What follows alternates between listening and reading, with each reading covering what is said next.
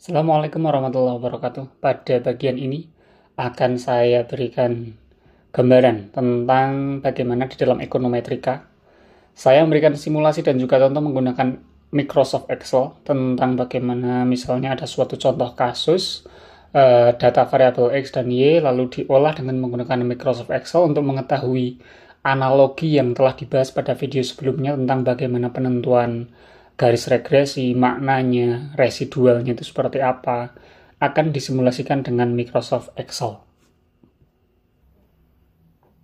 Di sini saya memiliki contoh permasalahan. Contoh hasil observasi, anggaplah di sini ada 1 sampai 10 keluarga gitu ya, atau seorang yang punya pendapatan di dalam keluarganya. Lalu dari 10 keluarga ini diverifikasi atau diobservasi, diukur berapa pendapatan masing-masing dan juga konsumsi masing-masing. Di mana pendapatan di sini adalah faktor variabel X dan konsumsi variabel Y.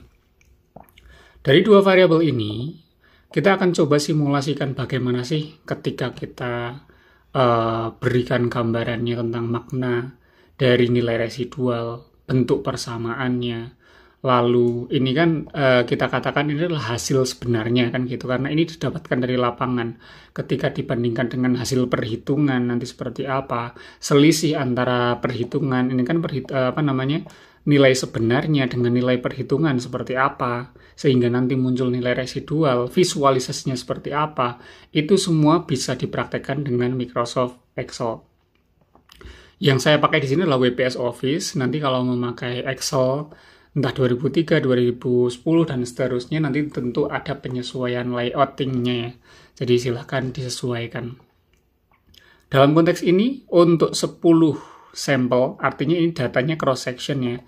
Karena ini tidak berkaitan dengan waktu, hanya berbeda untuk sampel 1 sampai sampel 10. Dari sini yang digali adalah variabel pendapatan dan variabel konsumsi. Variabel pendapatan sebagai variabel independen, konsumsi sebagai dependen.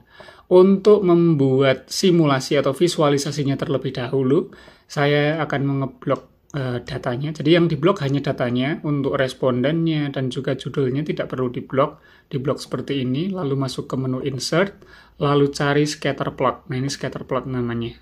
Scatter plot, diklik, lalu pilih yang titik-titik ya, atau scatter plot itu sendiri. Oke, maka langsung akan muncul. Di sini scatter plot. Sudah muncul titik-titik yang tersebar, ada sebanyak 10 titik. Karena datanya ada 10. Datanya ada 10, otomatis akan muncul 10 titik yang sudah menyebar. Kemarin kita sudah membahas bahwasanya ketika kita memiliki data sebenarnya seperti ini, maka sebetulnya kita dapat mengestimasi, bisa memberikan suatu gambaran garis regresi, di mana garis regresi adalah garis yang nanti akan mendekati seluruh titik scatter plot, sehingga nanti nilai residualnya bisa minimal. Jadi dalam scatter plot ini juga ada fiturnya untuk melakukan hal itu, di mana saya bisa masuk ke ini ya, chart style ya. Chart style-nya ada di sini ya.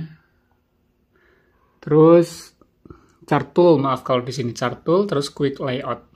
Kalau di Microsoft Excel kayaknya masuknya ke style dari format chartnya, lalu sama formatnya adalah quick layout, lalu saya pilih yang ini. Nah, kenapa saya pilih yang ini? Karena ini muncul ini, ada persamaannya muncul di sini, saya klik. Oke. Kita lihat di sini ada suatu persamaan yang terbentuk. Y sama dengan 0,8376X plus 0,1324, R kuadratnya 0,8953. R kuadratnya diabaikan terlebih dahulu, ini nanti namanya koefisien determinasi. Kita fokus ke persamaannya terlebih dahulu. Y sama dengan 0,3876X plus 0,1324. Ini yang disebut sebagai persamaan regresi pada sampel ini. Oke, kita kita rekap ya.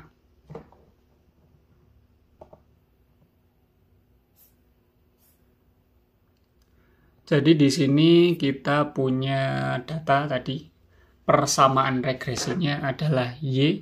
Ini persamaan sampelnya, berarti kita pakai Y kecil. Y sama dengan, itu kita tulis dulu persamaan dasarnya, Y sama dengan A plus BX plus E. di mana E nilai residual. Lalu dari sini kita memiliki yang namanya dugaan persamaan regresinya, yaitu Y sama dengan A-nya adalah 0,8376 X, X, ini 8376 plus, maaf ya.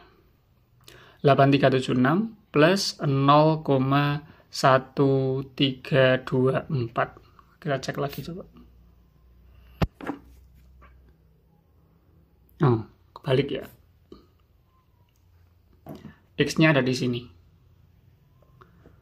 Atau kalau dirubah ya bisa menjadi Y sama dengan 1324 plus ya 0,8376X. Artinya ini adalah A, ini adalah B ya.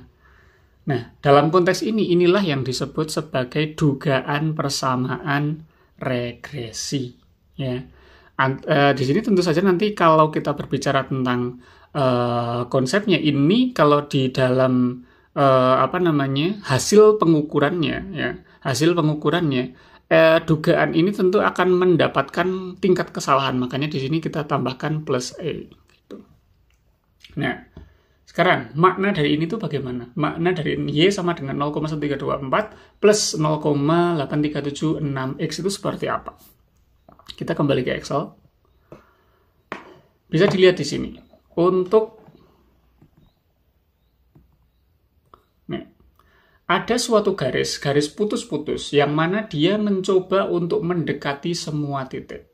Mendekati semua scatter, semua plot. Semua semua dot gitu ya. Semua titik ini coba untuk didekati oleh garis. Nah, jarak dari titik ke garis inilah yang disebut sebagai nilai residual. Kita coba lihat ya. Yang titik yang ini dulu.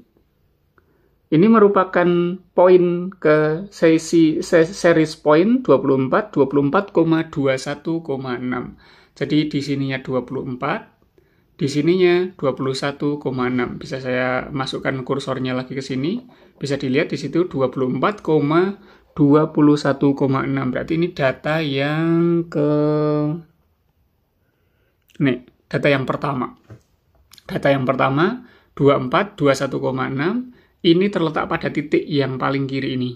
Nah, kemarin kita udah membahas bahwasannya yang namanya nilai residual itu adalah selisih antara nilai ini 21, berarti dalam konteks ini adalah nilai 21,6 ini sebagai variabel Y, selisih antara 21,6 dengan selisih hasil yang diestimasi oleh persamaan yang ada pada garisnya.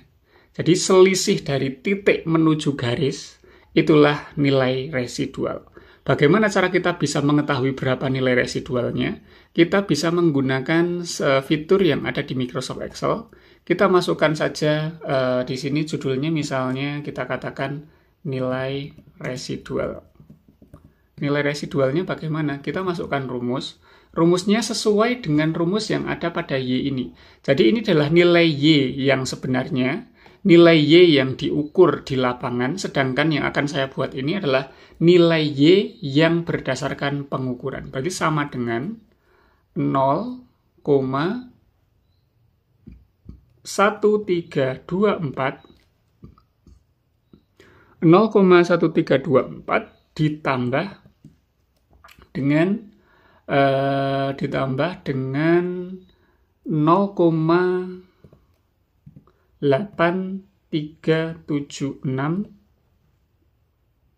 X, di mana ini berarti kali X. X-nya adalah ini, seperti ini.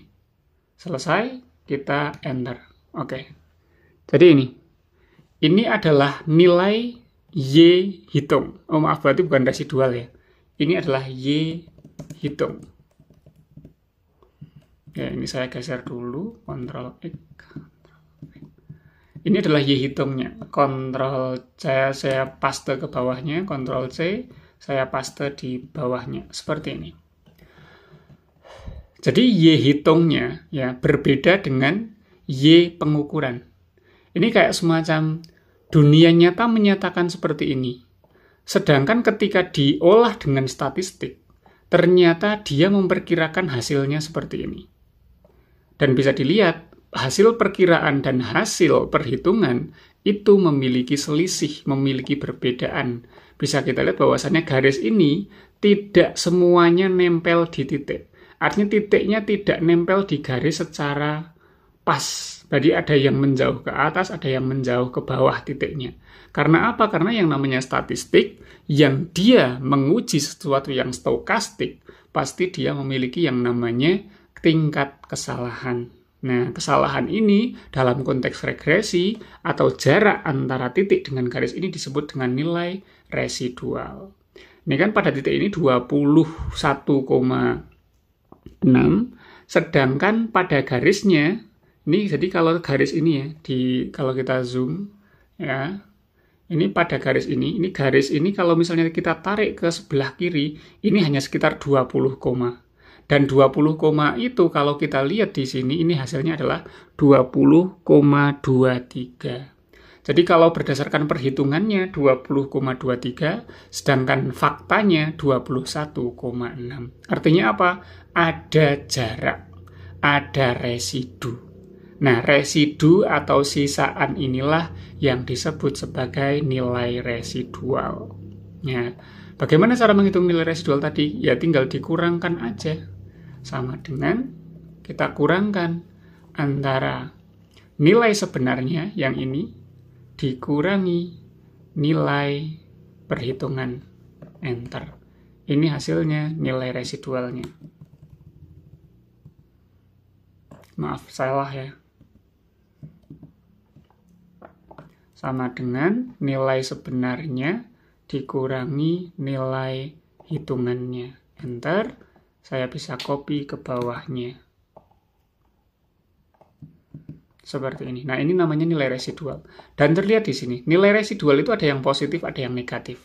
Yang positif artinya menyatakan bahwasannya jaraknya itu berarti kan lebih besar nilai sebenarnya daripada nilai hitungannya. Kalau negatif berarti lebih besar nilai hitungannya daripada nilai sebenarnya.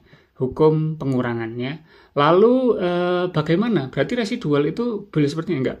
Kadang nanti dalam perhitungan statistik yang dihitung bukanlah positif negatifnya, makanya nanti ini diabaikan kadang. Terkadang nilai negatif ini diabaikan dalam perhitungan statistik. Yang penting kita tahu, tidak perlu memperhatikan apakah dia positif atau negatif. Yang penting kita ketahui jarak presisi dari nilai estimasi. Ini kan nilai yang dihitung statistiknya secara statistik.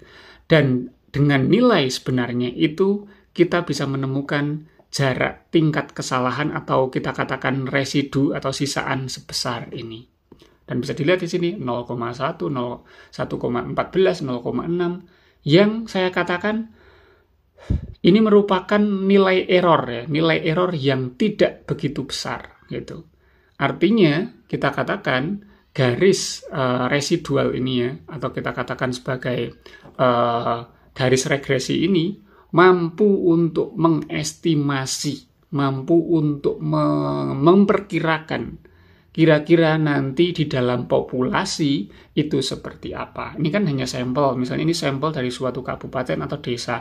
Nah, hasil ini dalam bentuk persamaan ini dapat digeneralisasi untuk suatu populasi tertentu.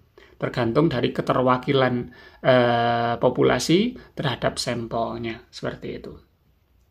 Oke, saya kira itu untuk visualisasi dan penentuan persamaan regresi ya. Jadi ini persamaan regresi dalam sampel yang mana persamaan ini dapat digunakan sebagai estimasi atau dugaan parameter atau dugaan persamaan regresi pada populasi terkait. Saya kira itu, terima kasih. Assalamualaikum warahmatullahi wabarakatuh.